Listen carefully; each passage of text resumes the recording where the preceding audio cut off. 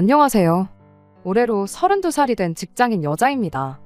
30이 되면서 나이 앞자리 숫자가 바뀐 만큼 저도 제 스스로 제 앞가림 할 줄 아는 어른이라고 생각했는데 지금에 와서는 아직도 한참 멀었구나 싶어요. 부모님 말 들어서 나쁠 거 하나 없다는데 제가 무슨 생각이었나? 그 말은 요즘 추세에는 맞지 않는 틀린 말이라고 생각했고 제가 저 스스로 현명한 결정을 내릴 수 있다고 생각했지요. 요즘은 또 예전하고는 다르게 인터넷으로 이것저것 손쉽고 빠르게 접할 수 있고 무언가 배우는 것도 편한 세상이잖아요. 그만큼 시대가 빠르게 바뀌고 유행도 바뀌는데 부모님 세대들보다 컴퓨터나 기계 좀 더 잘 다룬다고 해서 제가 아는 게 훨씬 많구나 착각을 했습니다. 여지껏 살아온 세월 동안 축적된 경험과 지식을 여지껏 저는 어른들 말을 조금이나마 잘 듣게 만들려고 누가 지어낸 그런 소리라고만 생각했습니다. 겸손을 몰랐던 저희 잘못이고 사실 이렇게 된 데에 있어서 제 잘못이 가장 크다는 생각이 드네요. 제가 지금 회사에 취직을 하기 전 인턴으로 잠깐 일을 했던 적이 있습니다. 남편은 그때 처음 알게 되었고요. 당시 남편은 회사 정직원으로 인턴들한테 회사 일 전반적인 것들을 알려주는 사람이었어요. 워낙에 부침성도 좋고 달변가라서 저 말고도 다른 인턴들한테 인기가 정말 많았습니다. 법인카드에 돈이 모자라면 사비를 털어서라도 인턴들 배부르게 먹으라 회식도 시켜주는 그런 사람이었고 특히나 그런 회식 자리에선 회사 일 외적으로도 인생에 대한 조언을 이것저것 해주던 인생 선배이기도 했지요. 그때 남편이 재테크의 중요성에 대해서 입에 침이 마를 새 없이 떠들어댔어요. 당시 저는 인턴 월급 100만 원 남짓한 돈으로 무슨 재테크냐 싶어서 별로 관심을 가지지 않았는데 막상 인턴 생활 끝날 때쯤 보니 저 말고 다른 인턴 동기들은 남편이 추천해준 종목으로 다들 크게 재미를 봤더라고요. 거의 한두 달치 월급만큼은 벌어나간 듯 보였습니다. 뒷북이긴 하지만 그때 잠깐 저 혼자 재테크에 대해서 관심을 갖게 되었습니다. 물론 저는 그 전까지도 재테크에 대해서는 지식이 전무하다시피 했었고 인턴 생활이 끝나면서 그걸 가르쳐줄 남편과도 거리가 생기게 되었다 보니 저 혼자 독학으로 공부를 해야만 했어요. 나름대로 관련 서적도 보고 유튜브에서 영상도 챙겨보면서 열심히 공부했는데 애석하게도 결과는 좋지가 않았습니다. 인턴하면서 벌은 돈을 땡전 한 푼도 쓰지 않고 모아놓은 상태였는데 그 돈의 절반을 날려버리게 되었지요. 이것도 다 사회생활하면서 배운 인생의 교훈이라 생각하기로 했고 확실한 정보가 없는 곳에는 남들 투자한다고 해서 무작정 따라서 투자하면 안 된다는 걸 배운 것 같아요. 그나마 인턴하면서 복사기 다루는 법 말고 배운 게 하나 정도는 남았다. 그런 값진 교훈으로 생각하기로 했습니다. 아무튼 그렇게 짧은 인턴 생활을 마치고 저는 끝내 학교를 졸업하게 되었습니다. 그 후 1년의 취직 준비 끝에 지금의 회사에 입사를 하게 되었어요. 인턴하던 시절에 모이기만 하면 재테크 이야기를 하던 동기들 때문에 당시 혼자 주식을 하지 않았던 저는 항상 혼자 겉돌았다 보니 그때 당시 동기들하고 연락하는 친구가 한 명도 없었거든요. 인간관계의 중요성을 알게 된 만큼 이번에는 직장 동료들과 좋은 관계를 유지하면서 지내게 되었습니다. 그렇게 회사 생활 4년차에 접어들었을 무렵 우연찮은 계기로 밖에서 남편과 재회를 하게 되었습니다. 남편이 먼저 저를 기억해서 오랜만이라며 인사를 해왔고 그때 두 사람 다 업무 때문에 밖에 나와 있던 터라 급하게 연락처만 주고받고 헤어졌지요. 그런데 그걸 계기로 남편과 연락을 자주 주고받는 사이가 되었는데 정신 차려보니 언제부턴가 저희는 연인 사이가 되어 있었습니다. 남편이 이렇게 우연히 다시 만나게 된 게 아무래도 우린 하늘이 점재한 인연 아니겠냐는 식으로 자주 말을 했는데 처음에는 별 신경을 안 썼지만 계속 듣다 보니 진짜 그런가 싶더라고요. 그 운명이란 소리 때문에 그랬나 연애 2년차에 남편이 갑작스레 해온 청혼을 덜컥 받아들이게 되었습니다. 워낙에 부침성이 좋은 사람이다 보니까 저희 집에 남편을 처음 인사시켰을 때 저희 부모님이 남편을 엄청나게 마음에 들어 하셨어요. 서글서글하니 말도 잘하고 직장도 연봉도 좋은 편이었고 뭐 하나 빠지는 데가 없었으니까요. 남편 정도면 어디 가서 찾기 힘든 1등 신랑감이라고까지 하셨죠. 그런데 그러던 부모님께서 한참 결혼 준비한다고 이것저것 알아보던 저한테 벼랑간 결혼은 다시 생각해보는 게 어떻겠냐는 말을 꺼내오셨습니다. 이유는 상견례 때 알게 된 몇 가지 사실 때문이었습니다. 일단 시댁 형편이 어려운 것부터가 조금 마음에 걸린다고. 결혼하면 왠지 제가 고생할 것 같은 게 눈에 선하다시는 거예요. 그러면서 제 나이가 아직 그렇게 늦은 건 아니니 대신 좋은데 선자리를 알아봐 주시겠다며 남편과는 여기까지만 만나는 게 어떻겠냐는 말을 꺼내오셨습니다. 사실 저희 집이 엄청나게 부자는 아니지만 남들에 비해 여유가 있는 집인 건 사실이에요. 전문직으로 종사하시는 어머니와 중소기업이긴 해도 임원으로 일을 하고 계시는 아버지 덕분에 여지껏 부족함 없이 살아왔거든요. 그런데 남편 집은 시어머니가 노후 준비도 안 되어 있었고 무엇보다 남편 아래로 남자 여자 하나씩 동생이 둘이나 있는데 두 사람 다 경제 활동을 하지 않고 있었다는 문제도 있었어요. 직접 듣지는 못했으나 남편이 두 사람 생활비까지도 어느 정도는 도와주고 있을 거라는 사실은 안 봐도 뻔했습니다. 말씀드린 대로 상견례 자리에서 그 누구도 직접적으로 언급하지는 않았지만 대충 분위기 보아하니 남편 없으면 시댁이 안 돌아가는 정도였던 것 같아요. 물론 직접적인 이야기가 안 나왔다 보니 전부 저희 부모님의 정황만 가지고 했던 예상일 뿐이었어요. 그러니 제 입장에서는 그런 예상을 가지고 갑자기 결혼을 뒤집어 엎으라는 거냐고 부모님께 불만을 표현할 법도 했죠. 게다가 선자리 알아봐 주신다는 것도 솔직히 마음에 안 들었어요. 그때까지만 해도 저한테 맞선이라는 건 홍기 놓친 자식들을 부모님들끼리 합의하에 억지로 결혼시키는 거라고 생각을 했었거든요. 아버지 회사 인맥으로 소개시켜 주신다고 하니 저나 저희 아버지가 뭐 대단한 사람인 건 아니지만서도 괜히 사랑 없이 정략 결혼을 하는 건가 하는 느낌도 있었고요. 그래서 저는 부모님의 반대에 반대를 하기 시작했죠. 그러다 결국 제가 바득바득 우긴 덕분에 결혼을 끝내 허락받을 수 있었습니다. 자식 이기는 부모 없다고 결국엔 제 결정을 존중해 주셨던 거지요. 물론 그냥은 아니고 조금이라도 낌새가 이상하면 뒤도 돌아보지 말고 손 털고 나가라는 이야기를 몇 번이나 들어야만 했어요. 그리고 결혼을 허락받는 과정에서도 저 혼자만 우기기만 한 건 아니었습니다. 남편도 나서서 절대로 자기 가족들 문제로 제 속을 썩이는 일 없을 거라고 몇 번이나 다짐을 해가면서 저희 부모님을 설득했었죠. 그리고 그때 자기가 동생들을 도와주고 있다는 사실 또한 털어놓았어요. 하지만 걔들도 곧 취직을 할 나이다. 형제가 셋이나 되니 홀어머니 생활비도 오히려 세 사람 전부 직장을 갖게 되면 결혼하고 나서는 얼마 도와드리지 않아도 되는 거라고 하면서 저희 부모님을 설득했습니다. 저랑 남편이 이렇게 서로 절실한데 괜히 결혼을 반대했다가 무슨 일이라도 나면 나겠다 싶으셨는지 아니면 저희의 진심을 알아주신 건지 부모님께서는 결국 결혼을 허락해 주셨어요. 대신 저한테도 말했던 것처럼 남편한테도 다른 건 몰라도 가족 일로 우리 딸 마음고생 시키면 그땐 당장 이혼시키겠다고 한마디 하셨고요. 제가 다른 사람들보다 월급을 잘 모은 건 사실이었지만 직장생활 5년 남짓 한 걸로 모아봐야 얼마나 모았겠나요. 재테크 노래를 부르던 남편 또한 돈을 굴리는 재주에 비해 집안 상황 때문에 목돈을 굴릴 만한 종잣돈이 하나도 없었나 봐요. 막상 모아놓은 걸 까보니 얼마 되지가 않더라고요. 하지만 없는 형편에 결혼한 것 치고 저희는 부족함 없는 신혼생활을 보낼 수 있었습니다.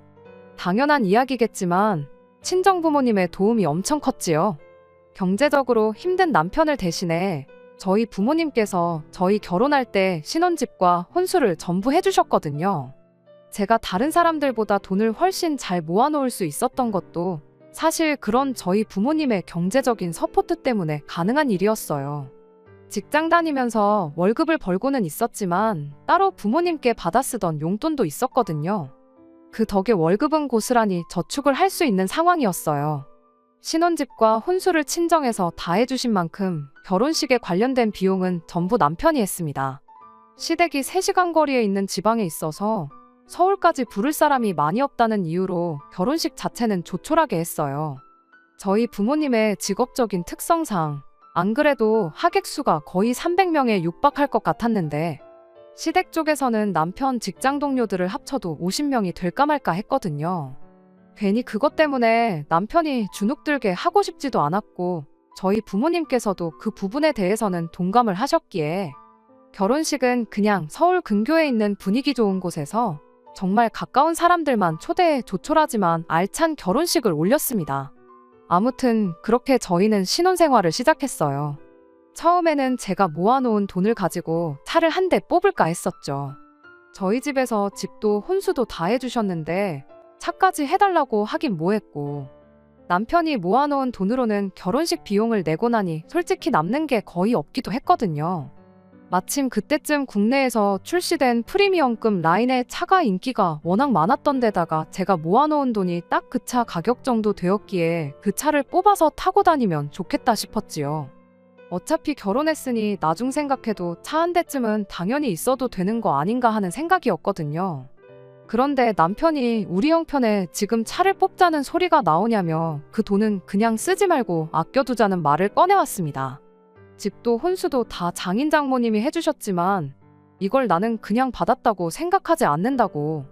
언젠가 내가 경제적으로 더 성공해서 집 해주신 거며 그동안 우리한테 베풀어 주신 거 꼭 2배로 갚아드리고 싶다면서 그러기 위해선 지금부터 최대한 아끼고 모아 종잣돈을 만들어 돈을 굴리는 게 맞다는 이야기를 꺼내왔습니다. 그때 당시만 해도 집이며 가정가구며 필요한 거 다 해결되었다고 남은 돈 전부 다 써버릴 생각부터 했던 제가 다 부끄러웠어요. 그리고 남편이 참 속이 깊고 생각이 많구나, 좋은 사람을 내가 잘 골랐구나, 그런 생각까지 했습니다. 알뜰한 경제관념에 염치도 있고 생각하는 것도 어른스럽다고요. 당장 차가 있으면야 편하기야 하겠지만 보험료에 기름값에 그런 거 생각해보면 말 그대로 안 쓴다면 충분히 안 쓸 수 있는 돈이기도 하잖아요.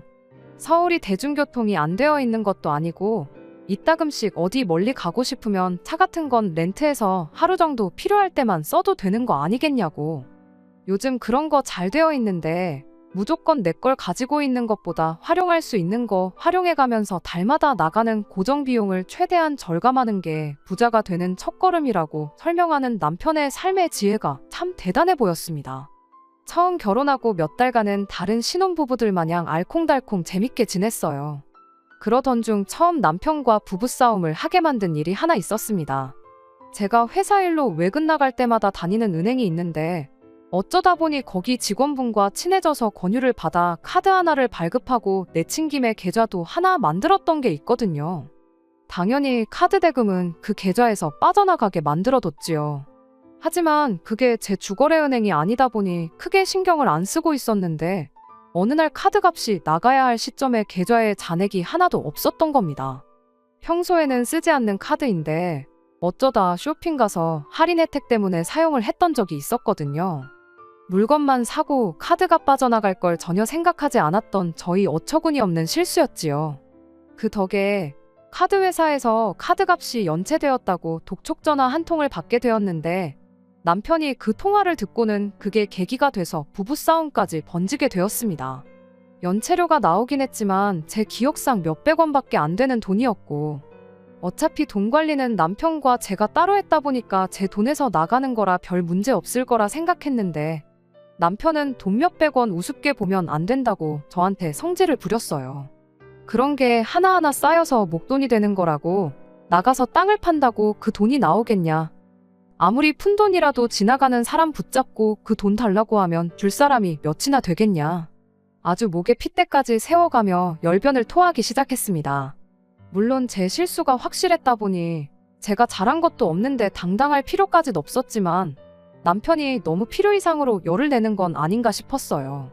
저러다 혈압이 올라서 쓰러지면 병원비가 더 나올 텐데 싶고 그렇게 화내는 건 처음 보는 모습이었는데 당연히 감정이 서운하기도 했습니다. 이게 그렇게까지 화낼 일은 아니지 않냐며 최대한 남편 기분을 달래주려고 애를 썼어요. 결국엔 남편도 화가 누그러지긴 하더라고요. 그러더니 남편이 화를 푸는 대신 자기가 생각이 하나 있는데 들어보지 않겠냐며 말을 꺼내왔습니다. 사실 자기가 이따금씩 저를 볼 때마다 결혼 전에 월급을 한 푼도 안 쓰고 고스란히 모아놓은 것 치고는 1억 가까이 하는 차를 사자고 하질 않나? 카드값도 제대로 못 내서 연체료를 내질 않나? 경제관념이 조금 없는 건 아닌가 생각이 들었답니다. 그러다 나중에 제가 저희 부모님한테 그간 용돈을 타서 쓰고 있었다는 걸 알게 되곤 왜 그런지 그제서야 알게 되었다면서 이렇게 된 마당에 자기가 돈 관리를 하고 저한테 용돈을 줄 테니 그렇게 해보는 게 어떻겠냐고 하더라고요. 필요할 때 자기가 저한테 용돈을 주는 식으로 하고 나머지는 제 돈을 자기가 대신 굴려보겠다는 소리였어요. 거기서 제가 그렇게 하라고 하면 안 되었는데 제가 실수했던 것도 맞고 남편이 워낙에 재테크에도 빠삭한 사람이라는 걸 알고 있기도 했고 무엇보다 그때에는 제가 남편 말대로 부모님 덕분에 편하게 고생 안 하고 커서 경제관념이 보통 사람만도 못했던 건가 하는 생각까지 들었다 보니 그렇게 하는 게 좋겠다고 했어요. 그리고 겸사겸사 저희 집에서 남편의 집안 형편을 가지고 결혼을 반대했던 것, 그리고 결혼 후에 남편이 저희 부모님이 저희한테 해주신 걸 신세졌다 생각하고 꼭 갚겠다고 했던 말이 생각이 났습니다. 이참에 내 월급 관리도 남편한테 맡겨서 아예 본격적으로 재테크를 시켜보면 좋겠다 싶었습니다. 그렇게 해서 남편이 돈을 목돈으로 불려가지고 오면 당장 저희 부모님께서도 능력 있는 사위를 몰라봤구나 생각을 고치진 않으시겠나 그런 생각이 들었거든요. 그래서 고민 끝에 남편한테 그렇게 하자고 했어요. 남편이 자신만만한 표정으로 자기가 부지런히 모으고 불려놓을 테니 돈 필요할 때 어디에 쓸 건지 알려주면 그거에 맞춰서 자기가 용돈을 주겠노라고 했습니다. 아예 제 지출 자체를 막아버린 건 아니다 보니 거기에 그렇게 큰 불만은 없었어요. 그렇게 제 인생 최대의 실수를 범하게 되었던 거죠. 남편한테 경제권을 넘겨버린 것 말이에요.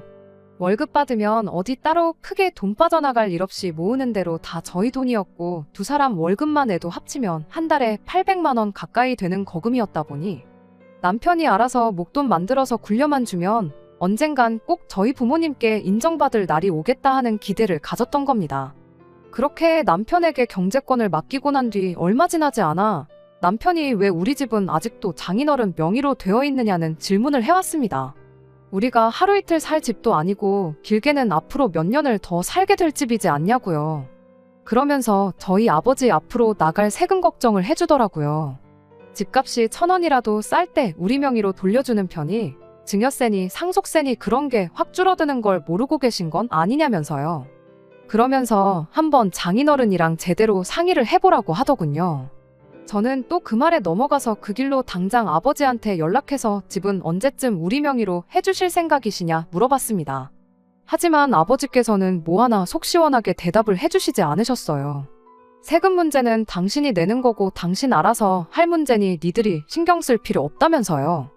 왜냐고 제가 몇 번을 물어봤지만 아버지께서는 그저 신경 끄라 말하고 대답을 피하셨을 뿐이었습니다.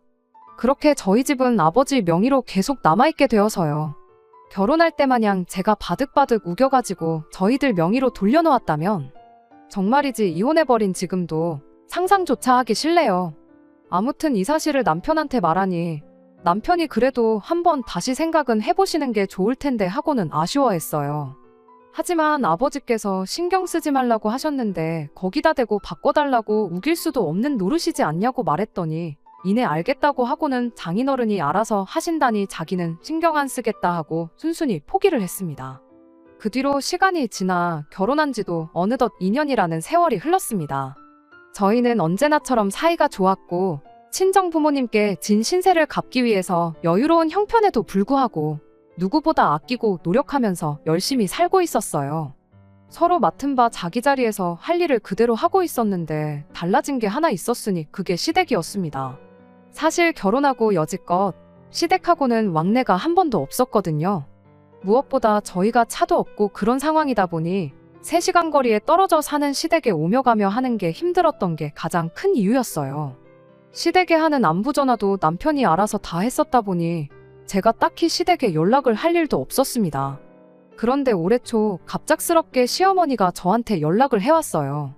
시어머니가 갑자기 며느리한테 연락을 한 게 좋은 신호는 아니었습니다. 처음 전화한 날에 저한테 했던 말이 너는 며느리가 돼서 시어머니한테 어찌 전화 한 통 먼저 하는 법이 없냐는 잔소리였거든요. 솔직히 남편이 알아서 하고 있었다고 해도 전화하는 게 돈이 드는 것도 아니고 힘든 일도 아닌데 이따금씩이라도 제가 먼저 전화를 드렸어야 하는 게 맞죠. 말씀드렸다시피 시댁에 관한 일은 전부 남편이 알아서 했었어요. 결혼하고 나서 남편이 시댁에 매달 50만 원씩 용돈을 보내드리기로 했었는데 그거 말고도 사실 동생들 취직할 때까지 어느 정도 생활비를 더 줘야겠다고 액수를 100만 원으로 보내주고 있었거든요. 그리고 시어머니한테서 저에게 전화를 처음 걸어왔을 때까지도 남편의 동생들은 여전히 그렇다 할 직장을 구하지 못한 상태였습니다. 그렇다 보니 남편이 나름 눈치가 보였던 걸까? 제가 시댁에 전화하는 걸 자기 가족들한테 눈치를 주는 거라 생각했는지 시댁에 하는 연락은 자기가 알아서 할 테니 저보고는 딱히 할 필요 없다는 식이었었어요.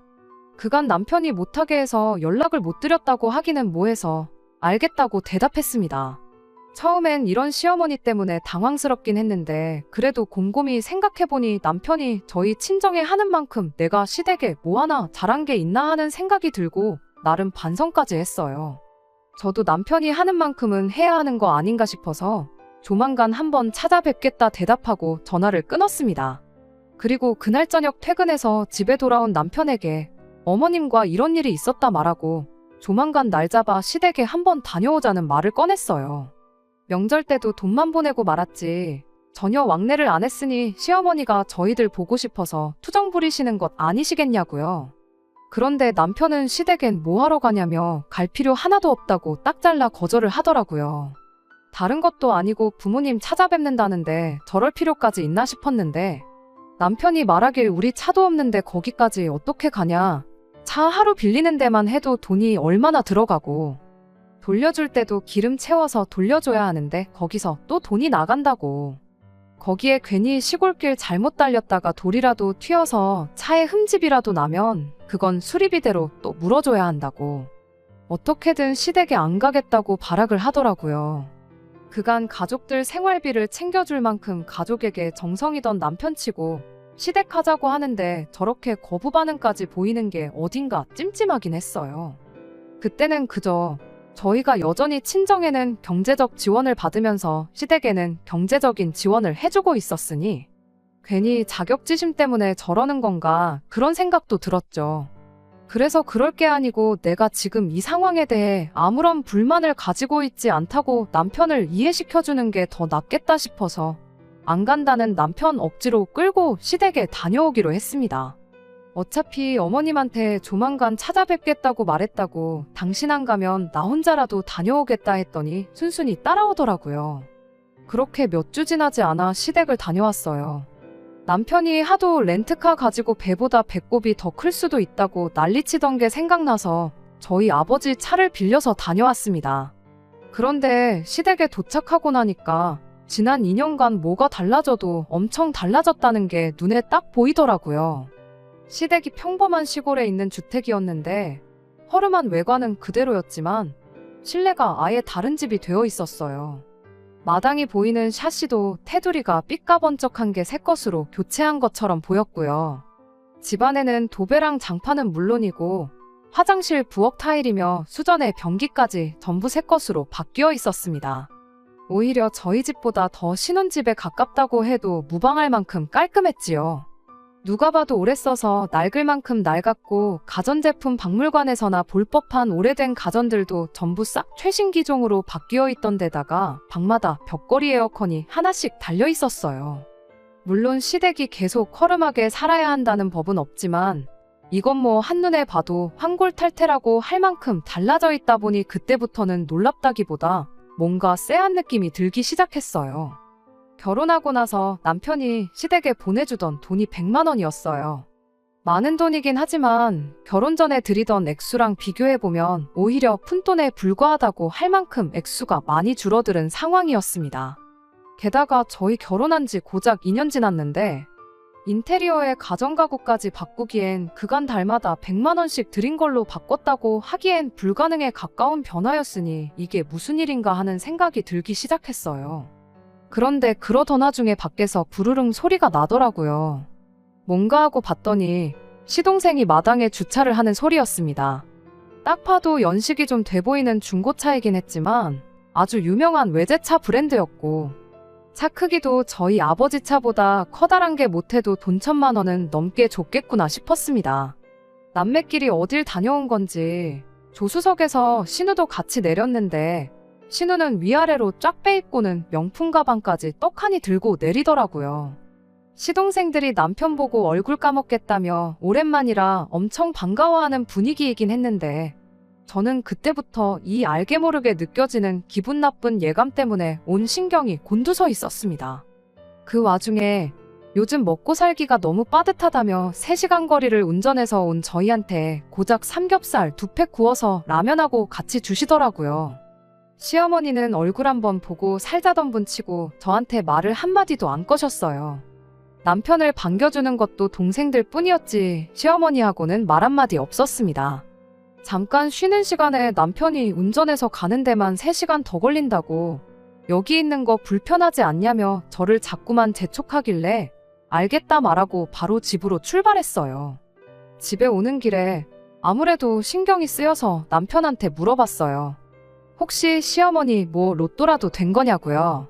집이 2년 전하고 비교해보면 완전히 딴판이지 않냐고. 리모델링도 도배장판만 대충 한 게 아니고 아예 싹 다 뜯어 고친 것 같다고. 거기에 가전가구들도 우리 쓰는 것보다 훨씬 좋은 것도 있더라. 못해도 몇 천은 들었을 것 같은데. 게다가 신우 입은 옷부터 가방에 시동생 외제차까지 끌고 다니는 거 보면 못해도 로또 2등은 된 거 아니시겠냐고 했죠. 그런데 남편이 제 말에는 대답을 하지 않고 밤길에 운전하는데 신경 쓰이게 말 걸지 말라며 대놓고 대답을 피하더라고요. 그러면서 집에 가서 이야기하자는 식으로 말해놓곤 막상 집에 도착하니까 운전하느라 피곤해 죽겠다고 그 길로 곧장 침대로 기어들어가대요. 평소 남편 모습을 생각하면 너무 다른 모습이라 안 좋은 예감을 지울 수가 없었어요. 그날 하루는 아예 제가 생각하는 그런 건 아니길 하면서 뜬 눈으로 밤을 새웠죠. 다음날 아침이 돼서야 남편 입에서 대답을 듣게 되었어요. 로또에 당첨된 게 아니고 조만간 신우가 결혼을 할 거라는 대답이었습니다. 결혼할 상대방이 그쪽 동네에서는 그래도 지역 유지라고 할 만큼 넉넉한 집안 사람이랍니다. 그래서 결혼 이야기 오가는 동안에 일단 혼수랑 그런 거 미리 사놓고 시댁에 가져다 놓은 거고 결혼 선물로 그쪽 집에서 어머님한테는 집 리모델링을 시동생한테는 외제차를 해줬다는 말을 하더라고요. 신우야 아내 될 사람이니까 위아래로 쫙 빼주고 명품 가방까지 사준 거 아니겠냐고 하는데 믿는다면 충분히 믿을 법한 이야기이긴 했지만 솔직히 가전가구가 뭐 유행하는 간식들 마냥 품절 사태가 나는 것도 아닌데 미리 사놓는다는 게 말도 안 된다는 생각이었어요. 어차피 결혼하면 전부 다 걷어갈 가전가구라는 소린데 전날 저희가 갔을 때 시댁에서 쓰던 가전가구들을 따로 보관해두고 있지는 않았거든요. 그거 걷어가면 시댁은 아예 덩그러니 빈집이 될 텐데 뭐하러 그런 수지타산도 안 맞는 짓을 하겠나요? 게다가 아무리 결혼할 사람이라고 한들 장모님 되실 분 집 리모델링을 해주는 사람 예비 처남 타고 다니라고 외제차 한 대 뽑아주는 사람 결혼하고 나서라면 모를까. 아무리 돈이 많아도 결혼 전부터 그런 거 해주는 사람이 세상에 어디 있겠나 싶더라고요. 왜 결혼식장 들어가기 전까진 모르는 거라고들 하지 않냐고요. 그랬더니 남편이 잠깐 잠잠히 있다가 입을 열기를 내 동생 이상하게 볼까 봐서 말을 안 했는데 사실 결혼하는 게 둘이 사랑해서 하는 것도 있지만 신우가 지금 그 사람 아이를 가진 상황이라는 말을 꺼내더군요. 그런데 그때 남편이 저한테 허접한 거짓말을 하고 있다는 걸 딱 눈치챘어요. 아이가 생겨서 결혼을 무조건 하게 되었다면 설득력이 있는 소리긴 하지만 바로 하루 전날 일이었잖아요. 전날까지 신우랑 같이 있었는데 이미 집안 인테리어나 가전가구들 상태 보면 사용감도 있고 바꾼 지 좀 돼 보였는데 신우 배는 여전히 날씬했거든요. 임신 초기라는 변명은 통하지 않는 상황이었어요. 무엇보다 삼겹살에 라면 끓여 먹으면서 신우가 삼겹살 먹는데 소주가 빠지면 섭하지하면서 냉장고에서 술을 4병이나 꺼내왔거든요. 저는 애초에 술을 안 좋아하기도 하고 남편도 운전을 해야 했기 때문에 그 소주 4병을 신우랑 시동생 둘이서 다 마셨습니다. 그런데 애초에 애가 졌다는 여자가 술을 마시는 것부터가 말도 안 되는 소리잖아요. 당연히 남편이 허접한 변명을 하고 있다는 사실을 대번에 눈치챘고 나한테 필시 숨기는 게 있구나 확신을 갖게 되었습니다. 남편은 저한테 끝까지 신경 쓸 거 없다며 오히려 잘 됐다고 신우가 결혼하게 되면 그쪽 집에서 시댁까지 경제적으로 지원을 해주기로 했으니 이제 그만 궁금해하라고 하는데 그 꼴을 보니 도둑이 제 발 저려서 저러는 건가 싶었고 일단 저는 신우가 아이를 가졌다는 말을 믿는 척하면서 계속해서 남편을 떠보기로 했어요. 다른 게 아니라 그때부턴 남편이 관리해주겠다고 가져갔던 제 돈이 걱정이 되기 시작했거든요. 그래서 제가 먼저 남편에게 그래도 그쪽 집에서 너무 다 해가는 거 아니냐고 우리가 신우한테 뭐 하나라도 해줘야 하는 거 아니겠냐 슬쩍 말을 꺼냈습니다. 좌불안석 거짓말하고 있는 거 들킬까봐 불안한 표정으로 일관하던 남편이 순식간에 표정이 바뀌어서는 이게 웬 떡이냐 하고 덥석 미끼를 물더라고요. 안 그래도 저한테 그걸 물어볼까 말까 고민했었다면서 신우 결혼으로 평생 시댁은 신경 끄고 살아도 되게 되었는데 집 한 채는 못 해줘도 신혼집에 보태던지 신혼의 시댁에다가 예단을 하던지 하라고 해서 1억 정도만 지원해주면 어떻겠냐는 말을 꺼내는 거예요. 그 1억이 마치 제가 맡겨놓은 그 돈을 말하는 것 같아서 남편에게 그럼 내가 큰맘 먹고 내 돈 신우한테 지원해주는 걸로 하자고 말을 꺼냈습니다. 대신 그 돈은 생색이라도 나게 내가 직접 전달해주겠다고 그러니까 내 돈을 일단 다시 저한테 돌려달라고 했어요. 그 말이 끝나기가 무섭게 남편이 정색을 하면서 이제 결혼했으니 우리 돈인데 왜 당신이 생색을 내려고 하느냐고 따져묻더라고요.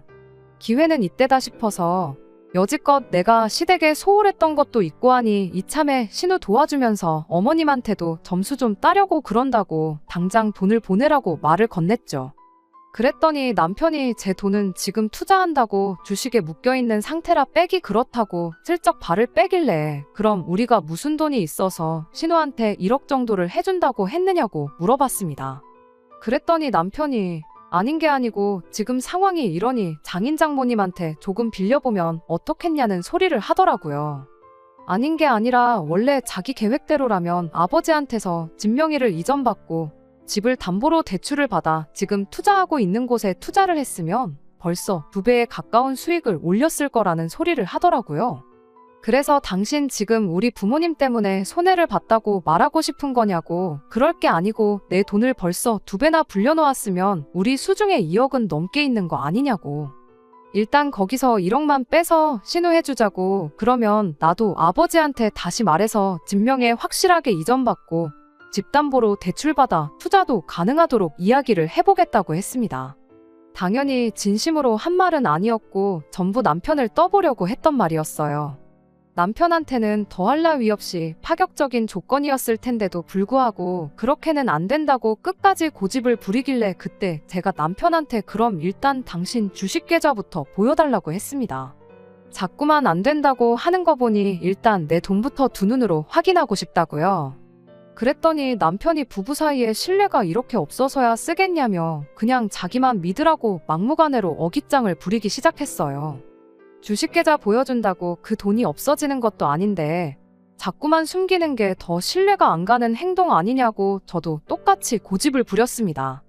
결국엔 남편이 핸드폰을 열어서 자기 계좌를 보여줬는데 2배로 불렸다는 말이 무색하게 남편 통장에는 땡전 한 푼 없었어요. 이게 무슨 상황이냐고 당장 통장부터 까라고 했는데 통장 내역이 아주 가관이 아니었습니다. 이미 관리해주겠다고 제 돈을 받아간 시점부터 시댁으로 퍼다 나른 흔적들이 줄줄이 나오기 시작했으니까요. 가구점이며 인테리어 업체며 신우랑 시동생한테 각각 1,500씩 보낸 기록까지 고스란히 말이지요. 이미 제가 돈을 보내준 지 1년도 지나지 않아 전액을 전부 시댁에 퍼다 날랐고 그 이후에는 짬짬이 돈 생길 때마다 시댁에 보내준 기록밖에 없었지 주식 같은 건 눈 씻고 찾아봐도 있을 리가 만무했던 거죠. 이건 어떻게 설명할 거냐 물었더니 뻔뻔하게도 신우랑 시동생한테 보낸 돈은 빌려준 돈이고 시댁 가정가구 바꿔준 것과 시댁 리모델링 해준 건 다 신우가 시집 갈 수 있는 여건을 마련해주느라 그런 거랍니다. 신우가 결혼한다는 건 거짓말인 줄 알았는데 결혼을 전제로 진짜 만나는 사람이 있긴 했나 보더라고요. 그런데 집 형편이 너무 어려워 보이면 모처럼 돈 많은 집 남자 물어왔는데 결혼 이야기 나오기 전에 파토날 수도 있는 거 아니겠냐고. 그래서 형편이 넉넉한 것처럼 보이게 하기 위해서 선투자를 한 거랍니다. 그쪽 집안이 시골 동네라고 해도 돈이 상상도 못할 만큼 엄청 많은 사람들이라고. 일단 신우가 그 집에 시집만 가면 몇 배로 돌려받을 수 있으니까 그걸 투자라고 한 거라네요. 아무리 돈이 많다고 한들 세상에 시집 갔다고 2억을 시댁에, 그것도 자기 처형한테 그냥 주는 사람이 세상에 어디 있겠냐고 했더니 남편이 한다는 소리가 장인 장모님도 우리 결혼한다고 집이랑 혼수까지 다 해주시지 않으셨냐고. 가족이란 그런 거라고 말도 안 되는 소리를 하고 있는 겁니다. 괜히 기우는 결혼시켰다가 내 동생이 그 집에서 식모처럼 살게 되면 어떡할 거냐고, 내 동생 인생 책임질 수 있냐고 따져먹길래 너는 뭐 우리 집에 기우는 결혼해서 머슴살이 한 적이 있냐고 똑같이 따져물어줬습니다. 어디서 머슴 자식이 대감집 아가씨 재산으로 지 가족들 퍼주고 그것도 모자라 대감어른 돈으로 동생 결혼 비용까지 뜯어가려고 개수작을 부리냐고. 잔말 말고 시댁에 바꿔준 거 죄다 팔아서라도 당장 내 돈 만들어 오라고 했어요. 남편은 저한테 말 다 했냐며 그깟 돈 얼마 더 있다고 사람 우습게 보지 말라며 개거품을 물기 시작했지요. 우리는 운명이 맺어준 인연이라던 그 사람이 돈 얼마 때문에 이렇게까지 변할 수 있다는 사실이 참 무서웠어요. 부모님 반대에도 불구하고 제가 우겨서 한 결혼이었기에 어떻게든 행복하게 잘 살고 싶은 마음 하나뿐이었는데, 이 사람은 처음부터 내 돈, 우리 집 재산을 노리고 결혼을 했던 거구나 하는 생각을 갖기 시작하니 더 이상 같이 살고 싶은 마음이 없어졌습니다. 자초지종을 들은 저희 부모님께서는 바로 인맥을 총동원해서 이쪽 방면에서 가장 승률이 높다는 변호사를 선임해 주셨어요. 그리고 곧바로 남편에게 퇴거 명령과 제 돈에 대한 내용 증명, 그리고 이혼 서류까지 같이 해서 보내줬습니다. 남편은 처음에는 배째라는 식으로 나왔지만 소송까지 가면 저한테 갚을 돈은 물론이고 위자료까지 내야 한다는 말에 금세 포기를 하고 곧장 이혼 서류에 사인을 해줬어요. 어차피 맨몸으로 온 남편, 내쫓을 때도 맨몸으로 내보내버리면 그만이었으니 이혼 자체는 어려울 게 없었습니다. 관리해주겠다고 가져갔던 제 돈은 남편이 직접 저한테 갚아줘야 했는데, 그 와중에 한 푼이라도 마련해보겠다고 시동생이며 신우, 시어머니한테 해줬던 것들을 중고로 좀 정리해달라고 부탁을 했었나 봐요. 그런데 그 줬다 뺏는 게 어디 있냐며 괜히 능력도 안 되는 거 해줬다가 이제 와서 가족들한테 손 벌리지 말라는 소리를 듣고는 가족들한테 손절을 당했답니다. 결국 남편은 그간 잘 다니고 있던 직장을 그만두면서 받은 퇴직금으로 제 돈을 갚아야 했어요. 그 와중에 또 힘든 상황에 자기를 외면한 가족들에게 복수하겠다고 신우 결혼할 상대방을 찾아가서 사실 우리 집 개풀도 없고 다 내가 아내 돈 등쳐먹어서 마련해준 거라고. 괜히 내 동생하고 결혼했다가 평생을 뜯어먹히고 살 수도 있다며 난리를 부렸나 봐요. 결국 그렇게 신우 결혼까지 파토를 내버렸는가 봅니다. 그렇게 가족들 챙길 땐 뒤도 생각 안 하고 있는 대로 퍼주더니 이렇게 된 걸 보니 다시 한번 돈이라는 게 참 무섭구나 하는 생각이 들었어요. 지금에 와서는 제가 뭐가 그렇게 잘나서 부모님이 하는 말 귀 기울여 안 듣고 이 결혼을 했나 하는 후회뿐입니다. 돈도 이자까지 해서 다 돌려받았지만 부모님이 하지 말라는 결혼 억지로 했다가 저에게 남은 건 이혼했다는 꼬리표 뿐이네요. 이 또한 부모님 말씀을 새겨듣지 않은 벌을 받고 있는 거라 생각하고 있습니다. 앞으로는 큰일을 결정함에 있어서 부모님이 하는 말은 무조건 듣기로 생각을 고쳐먹었어요. 그래도 남편이며 남편 가족들이 전부 다 같이 망해버린 거 하나, 그거 하나로 위안 삼고 저는 앞으로 제 앞길만 신경 쓰고 살 생각입니다. 끝까지 들어주셔서 감사합니다. 오늘의 사연은 여기까지입니다. 구독과 좋아요, 알람 설정 부탁드리고 더 좋은 사연으로 다시 찾아뵙겠습니다. 감사합니다.